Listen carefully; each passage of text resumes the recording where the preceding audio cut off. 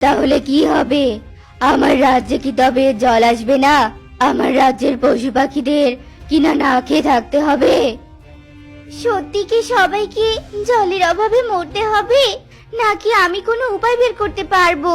মহারাজ, আমি মেঘরাজ্যে যাব আর মেঘরানীকে অনুরোধ করব বৃষ্টি ঝরানোর জন্য। তবে দেখ টুনি, কি করা যায়? যেটা ভালো হবে সেটাই কর। আর আমার যদি কোনো প্রয়োজন হয় তাহলে আমাকে বলিস, আমি তোদের সাহায্য করব। ধন্যবাদ মহারাজ। এরপর বাঘ রাজা প্রাসাদে ফিরে যায় আর টুনি উড়ন্ত মাদুরে করে মেঘরাজ্যের উদ্দেশ্যে রওনা দেয়। উড়তে উড়তে অবশেষে টুনি মেঘরাজ্যে গিয়ে পৌঁছায়। মেঘরানী, ও মেঘরানী, তুমি আমাদের একটু সাহায্য করো না গো।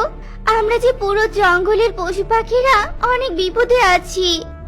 কি এমন বিপদ যে বিপদে আমি তোমাদের সাহায্য করতে পারবো? এরপর টুনি সব ঘটনা মেঘরানীকে খুলে বলে। তুমি যখন এত কষ্ট করে মেঘরাজ্যে এসেছো, তখন আমি তোমাদের সাহায্য করব। তুমি এখন জঙ্গলে ফিরে যাও। ধন্যবাদ মেঘরানী। এরপর টুনি উড়ন্ত মাদুরে করে জঙ্গলে ফিরে আসতে থাকে।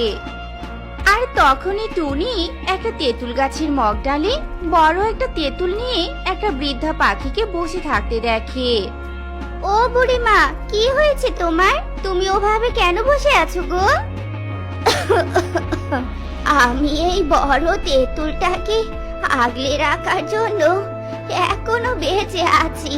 কোনো সৎ পাখির হাতে এটা হস্তান্তর করে দিতে পারলে আমি নিশ্চিন্তে মরতে পারবো।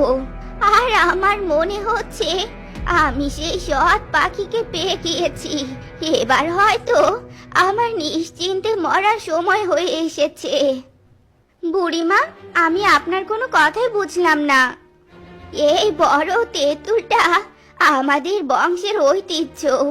এটাকে আমার দাদা মহাদয় আগলে রাখতে বলেছিল, আর আমি এতদিন এটাকে আগলে রেখেছিলাম। আজ থেকে তুই এটাকে আগলে রাখিস। এই বলে বৃদ্ধা পাখিটি বড় মিষ্টি তেঁতুলটা টুনির হাতে তুলে দেয় আর নিজে শেষ নিঃশ্বাস ত্যাগ করে। আর টুনি দুঃখী মনে তেঁতুলটা নিয়ে সেখান থেকে চলে আসে।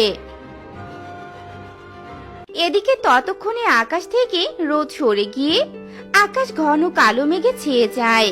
জঙ্গলের সব পশু পাখিরা মেঘ দেখে অনেক আনন্দে লাফাতে থাকে।